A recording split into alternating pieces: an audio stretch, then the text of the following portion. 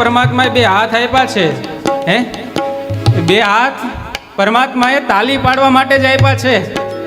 એટલે વિના સંકોચે કોઈની પણ બીક રાખ્યા વગર બધાને છૂટ છે કે તાલીઓ પાડી ભગવાનનું નામ બોલતા બોલતા ધૂન બોલીએ.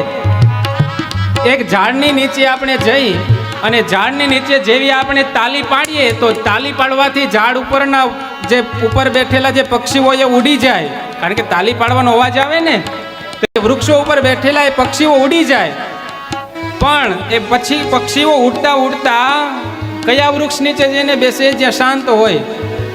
એટલે જ્યારે ભગવાનની ધૂન થતી હોય ત્યારે આપણે તાલી પાડીએ ને તો આપણા હૃદયમાં બેઠેલા, અંતરમાં બેઠેલા કામ ક્રોધ રૂપી પક્ષીઓ ઉડી જાય. તો બેસે ક્યાં? તો કે જે હાથ આમ કરીને બેઠા હોય, એમને આમ બેઠા હોય હામું જોઈને કે ભલે કથા કરે, ત્યાં જઈને બેસી જાય. માટે તાલીનાદ સાથે